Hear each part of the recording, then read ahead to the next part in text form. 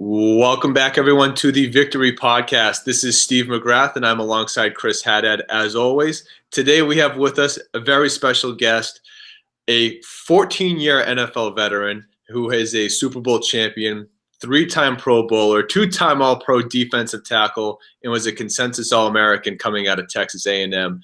Thank you, Mr. Sam Adams, for coming on with us. Thank you. Thank you for the opportunity. Now, Sam, as I mentioned, you were a consensus All-American at Texas A&M. You were an absolute beast in the middle of the defensive line. But can you walk us back to when you were in high school? How did you ultimately decide that you would play at Texas A&M? What was that recruiting process like for you? I was one of the top players in the country, and it was crazy at that time. I mean, it was a time where, coaches could show up at your house, they come to the high school. I mean, it was really buck wild, so to speak. And, for me, it was about family. And so I actually I wanted to go to University of Texas, had a bad visit there. Oklahoma, I was this close to going to Oklahoma. I mean, I had the best time there. But when I got to Texas A&M, I went on an off week. School was out. There's hardly anyone there, and I had the best time. And it was more so I felt like it was a family. I felt like everyone there genuinely cared about you. It's Texas people. And so that's why I went to Texas A&M. It was a family affair. It felt good. You felt like you can trust the people, and I still talk to those people to this day. That's awesome. But one thing I found very interesting about your time at Texas A&M was that you were also on the track team. In fact, you were in a phenomenal shot put and discus player. Could you just talk a little bit about what that experience was like for you, and how much did being involved in the track team translate to you being such a dominant football player? I was a shot putter. I was one of the top guys in the country at that time, and going from the training, I always considered the training for shot put beneficial to football because it was more explosive training. It was more short distance training, which is everything similar to being in the box for a defensive lineman. So for me, I actually had to work a little bit harder because the things I would do for football, I still had to spend that extra time. And RC Slocum was like, look, bro, you're on a football scholarship. That track stuff, you're going to have to do both workouts. So literally I had to do a football workout, a track workout. Wow. And it was really difficult. Yep. But if you look at Texas A&M track, we have two world record holders in the shot put, and Mike Stoltz, and I forgot the other cat's name, Randy Barnes. Those two were there. It was ridiculous because when I would go in, they would be in the weight room and the student center, and they'd have like 5 or 6 45s on the bar, and they're squatting 600-700 pounds, and they're cleaning 400-500 pounds. And I go in the weight room in the football team, and we're 3 plates on the bar and 4 plates. So I got a chance to see the world in a different light as far as training goes, as far as the level of competition, because those guys were world renowned. And so I would go and watch those guys work out and just be like, you know what? If I want to be a world champion, if I want to be an All-American in football, I have to look at those guys and look at their work ethic. I have to see how they're doing it because they were world champions and they were where I wanted to be, and I took everything I could from them. Awesome. Yeah, and that's so. Just going back to track it all, because one thing that we try to really push forward, especially to the younger kids, is play multiple sports, right? And so you believe that ultimately playing, not just specializing in football, ultimately playing track and doing different things ultimately helped you be the great player you were in football. That's a big argument, and there's a ton of people that are having that argument. I think that you should have fun and do whatever you want. Mm-hmm. If you want to be able to go and play those other things, that's great. It's one thing to say, I'm going to get better at this sport. And it's another thing to say, well, I'm going to go play 2-3 different sports.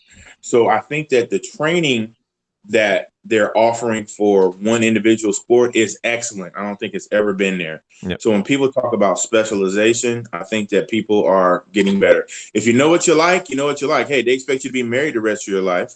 I mean, that's the rules that God put out for you. And so if you want to be married to one sport, I don't think there's anything wrong with it. But I also think that you can develop other skill sets. You know, if you're playing basketball, if you're playing, if you're running track or throwing a shot put, or lacrosse.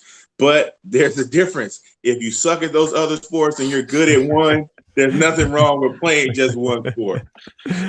That's a good way to look at it too, because I think like the mindset of like specializing in one sport, just like I think a lot of people's eyes, just like sitting on a bench press and benching every single day, or to your point, it's like the specialization of players working out and the technology that we have to actually get through and evolve these players has been at a level it hasn't been at before. Yeah, man, it's going buck wild out there. You got if every time you look up, I'm gonna tell you the biggest turn that you've seen is 7-on-7 for football. 7-on-7 for football has really taken the sport. I mean, it's like AAU basketball. There's tournaments. The kids are sponsored. They go all over the country, from Vegas to Chicago to Florida to Atlanta to Washington. I mean, it's all over. So, it's becoming something where if you can make money at it, people are starting to do it. Yeah. And I mean, winning football games, controlling the line of scrimmage, which you did very well, transitioning to your first round pick, pick number 8. Can you talk a little bit about the NFL and adjusting to the speed and the scheme of the game? Was it a lot different from A&M, or that transition was a little bit easier for you having had success at A&M? The transition from college to pros was easier for me than it was from high school to college. I played, you play against big dudes and so forth in high school, being in Texas, but the speed and the athleticism was a bigger difference for me in high school to college. When I got to the league, I was a first round draft pick. I had to understand that people were bigger, stronger, faster, true enough.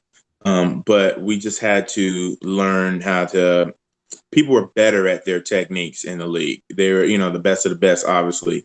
And so it was a transition for me, but it was an easier transition because I could still allow my athleticism. I had built myself to a point where it wasn't as bad of a transition. A question I always like to ask first round picks too is how much pressure did you feel coming out? Was there a lot as far as I'm the dude, I'm the first round pick, or was it more to you? It was like, this is just a game of football that I love and I'm just going to go out and ball out? Well, I probably had a different opinion on that. Now you look at it and you say, well, I'm the first round draft pick. I'm good enough to be here. They picked me, but it was more so of, do I deserve to be a first round draft pick? Do I deserve to be here? And so I went out to prove myself. I wish I would have done some things differently, like everyone else does. I got hurt a couple times. I wish that wouldn't have happened. I was in Seattle, coming from Texas to Seattle. Literally, I kid you not, my first year here as a rookie, when I got here, it was gray and it rained 94 straight days. I kid you not. Set a record. I will never forget that. 94 straight days of rain. And it's difficult to, you coming from a sunny state and so forth to adapt to that. And so, I wish that, and then we had the Kingdom. We played indoors, so I hadn't really done that a lot. And so it was very cool. But, the transition that you have from job to job, I think that if you look at how the Seahawks handle it, I thought they were excellent in how they onboarded me and prepared me to be here. I think that, they kind of laid a foundation for me to be able to be successful the rest of my career. Yeah. And you play alongside some greats. I want to talk a little bit about the late Cortez Kennedy. What was it like playing alongside him? And, what did he teach you that ultimately helped you elevate your game? I had a high school coach, Craig McGallion. He was excellent. He taught me the basics, taught me how to do things. I was blessed to be able to work with him. And a lot of the fundamentals and so forth that he taught me, Cortez was doing at a much higher level and added athleticism to it.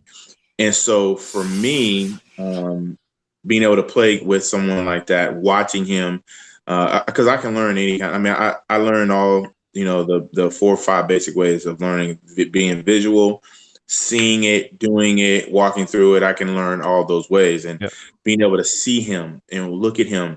And I think being able to compete with him really brought me along, because I wanted to be better than Cortez. And if you have a goal that you feel is attainable, and you have someone that is already setting the bar for everyone else, then I felt like if I could play as good as him or better, then I will be good enough. Mm-hmm. And so on a daily basis, I would try to outplay him. And, I'm thankful for him, because he would teach me lessons. And it was because of Cortez that I started making Pro Bowls. And I was blessed enough. If it wasn't for him, I wouldn't have left the Seahawks, and I wouldn't have been able to get my first ring. And I'm very thankful for him for that. Yeah. And look at it before I pass over to Steve here. It seems like a common theme where you have somebody, whether it be the guys lifting on the track team, the world record throwers, you were chasing them in weights, or Cortez, you helped chasing him, and he was setting that bar, or those guys were setting that bar for you to chase. So I think that's always a good, lesson for at least younger kids too, is like find that bar and chase it. If it's a senior, or if you're a freshman, or whoever it may be, that you can go and try to attain their level of greatness. Right. You want to go and look for someone that is doing it the right way, and you want to be able to take what they're doing and emulate it, not only, but add your own touch to it. But you don't, these kids, you don't have to go out and reinvent the wheel. I mean, people are being successful now. Look at what they're doing. You don't have to do everything that someone else is doing, but if there's a roadmap, you should follow the roadmap. You don't have to go out and blaze another trail. Mm-hmm. Blazing your own trail is your fingerprint and so forth, but you can see how it's done in the right way. Right. And kind of continuing the same theme, I mean, you ultimately do decide to leave Seattle and you go to Baltimore, but you go from maybe, instead of having Cortez as the same positional guy to kind of raise the bar, what Baltimore ended up doing on the whole really raised the bar. Could you just talk a little bit about why did you choose to go to Baltimore, and what was just so special about that defensive group?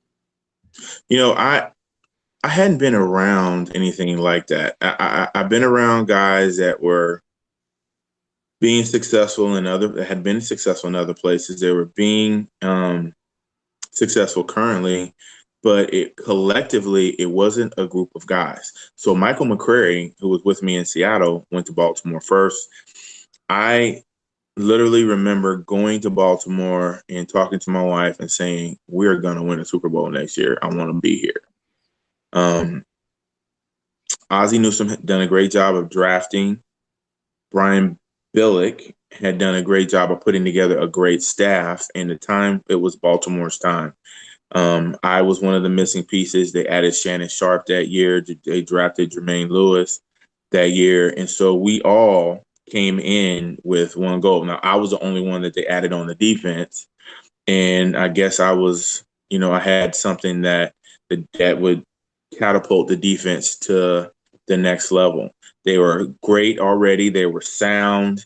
And I guess I was an interesting dynamic for them, because I understood where the defense was going and how I fit, but I also had playmaking abilities that they allowed to go and get loose. And so I guess I added to the defense, and, the makeup was guys like Rob Burnett, Ray Lewis, Jamie Sharper, Peter Boulware. Our secondary was off the chain with Chris McAllister, and we had the great Rod Woodson in our linebacking core with Ray Lewis. Leading the group. We had a team full of playmakers. We had a team full of selfless guys that put the team first, and it was not. See, this is what people don't understand. If you have to try to do something, then you're not a fit.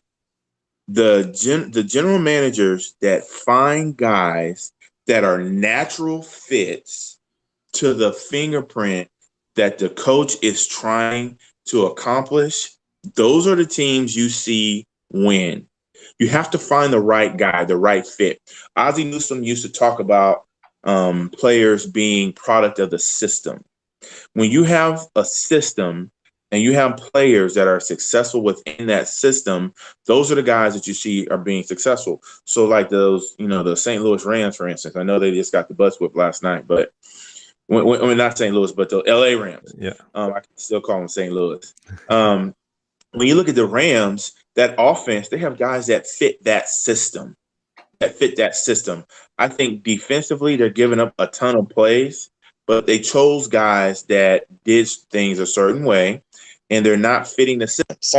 There's some people that are just simply not fitting the system. And so you have to find people that fit your system and don't have to conform. Anybody can conform, and you can make things win, put a square peg in a round hole. But I think Ozzie found a bunch of people that fit Marvin's system, and we were able to go out and take it to the next level. Yeah, and it's funny because Jared Odrick, one of our previous guests, had said that he felt that there was just a huge percentage of the league that were just really good, talented players that were caught in a bad system, and that's why some of these teams aren't successful. And some of these guys no one has heard of who are insanely talented, it's a mismatch, and they can't get past that. It definitely is. I mean, if you go and I keep giving examples of teams currently, but like, for instance, that disgusting game with the Rams and the Chiefs, where you see two offensive minds that are going at each other. Defensively, they had no clue how to stop them. You're seeing now with the Chiefs and the Rams, when you have people that fit your system, you're able to put up a lot of points, a lot of points. Tom Brady could probably – I'm not saying that he couldn't, but Tom Brady can be successful. He's a great quarterback. But the system that they have put him in, look at what he has done without a lot of marquee guys. I mean, obviously the best year was when they had Randy Moss and so forth. He had a ton of weapons, but year in and year out without marquee guys, Tom Brady is the kind of quarterback, and their system is the type of system that makes marquee guys, that makes guys have great. Danny Amendola, well, he was garbage in New York. I mean, that's just in a nutshell. Then he goes to New England and look at him. I mean, he's a marquee guy.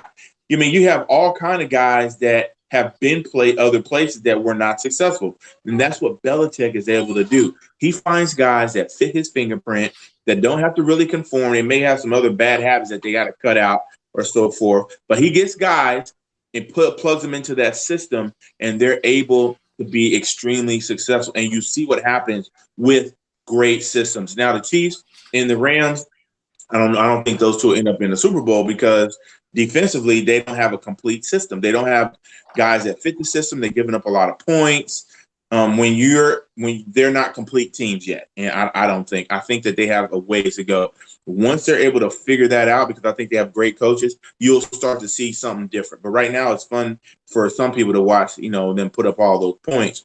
But in December, in January, you have got to be able to play defense. You have got to be able to still score in this bad weather, and there's a lot of problems there with some of these people. So when you see the teams that are being successful year in and year out, they have pieces that fit their system. Yeah. So we know scheme matters, right? What you just alluded to. What else matters to make a great team?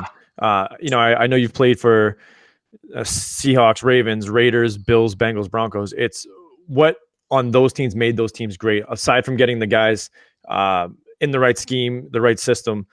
What other locker room things or just general day-to-day things? I think, Steve, I can't remember who he had on. They said that Billick cut practice at 3 because he wanted people to go home. I don't know if he did the same when Mark Clayton was talking about how he wanted everyone out of the building at a certain time to go home and football was done here. I don't know if it was the same when you were there for the Ravens, but what Heck no.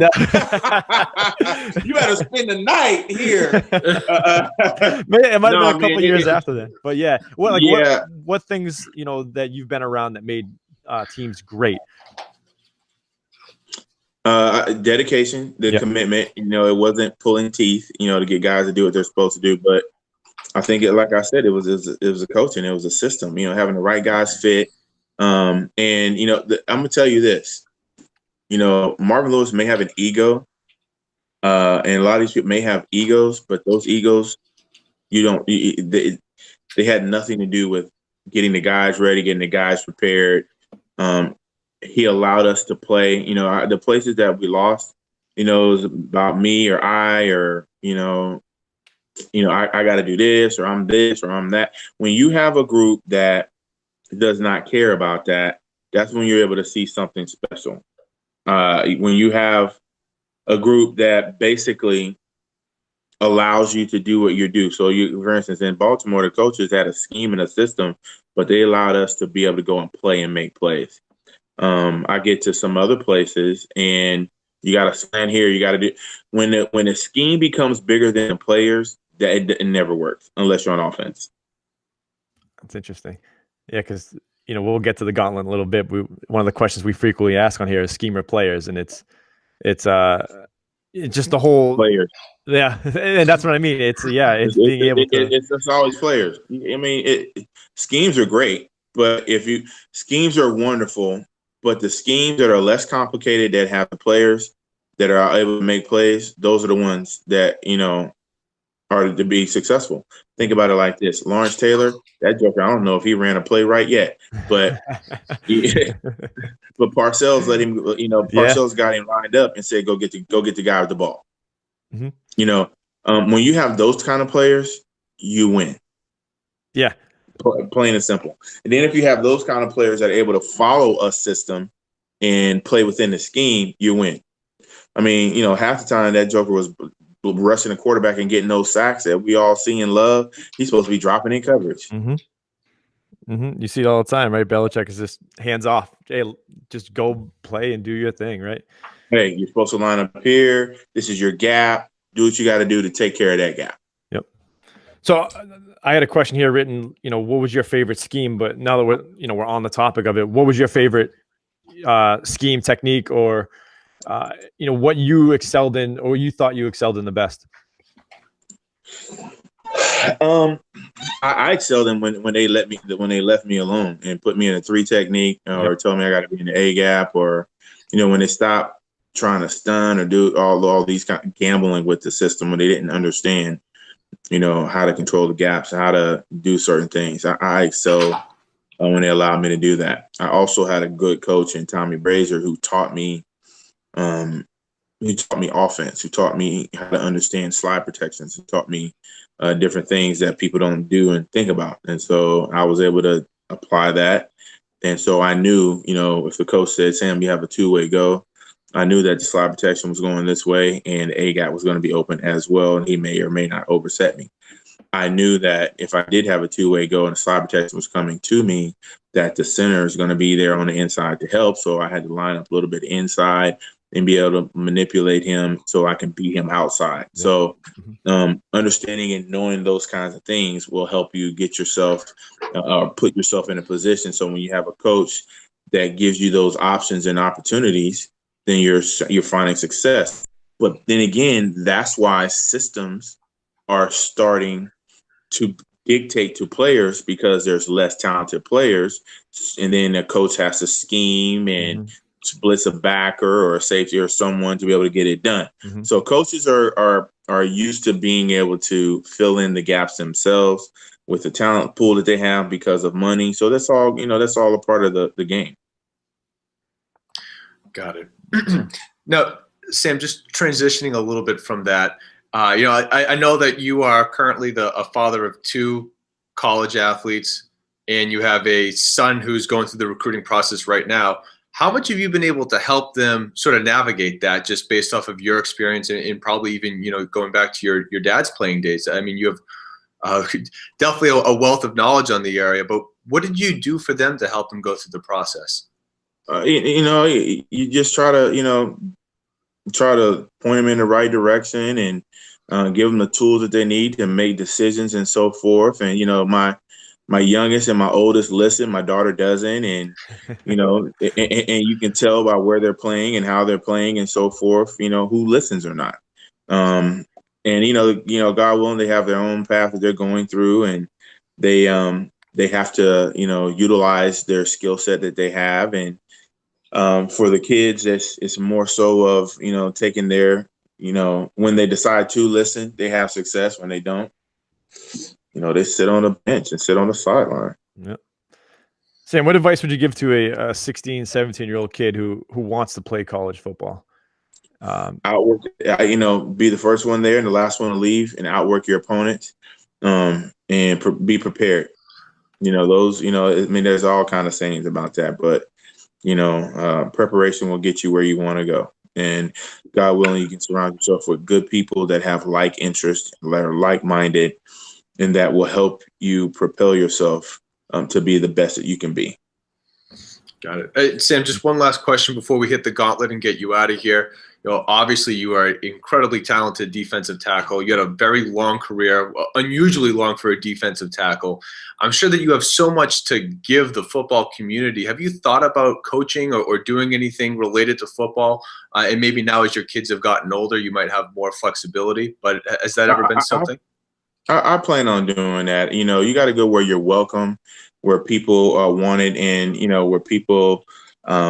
I tend to think that you're more. You can have more success in a place where people not only appreciate you, but people aren't jealous of what you have done and accomplished, and look to have you add to what they're doing.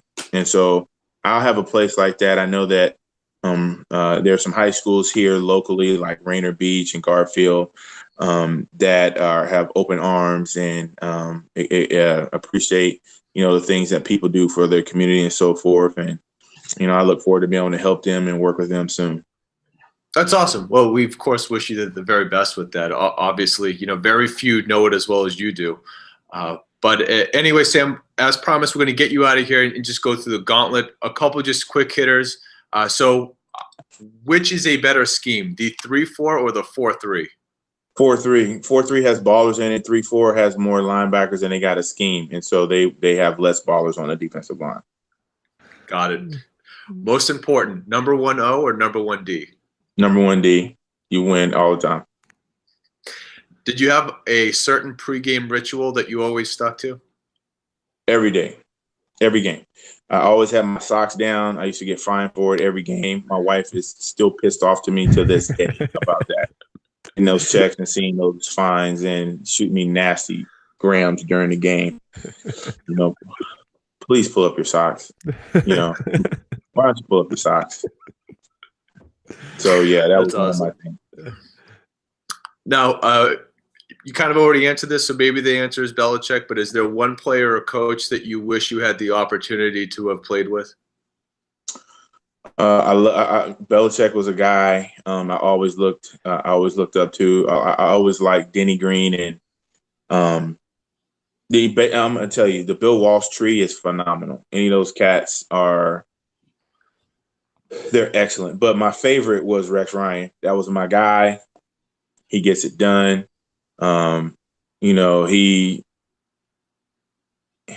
was a mentor more so than a coach, and at that level, a lot of us need mentors and not coaches. Got it. Do you have a favorite football memory? Winning the Super Bowl and having my kids on the field. That would probably do it, huh? And last one, I know that you kind of hit it already, but players or scheme, what's more important? Players make plays. Schemes sometimes get you outsmart yourself. Got it. Well, Sam, thank you again so much for coming on with us. We really appreciate the time.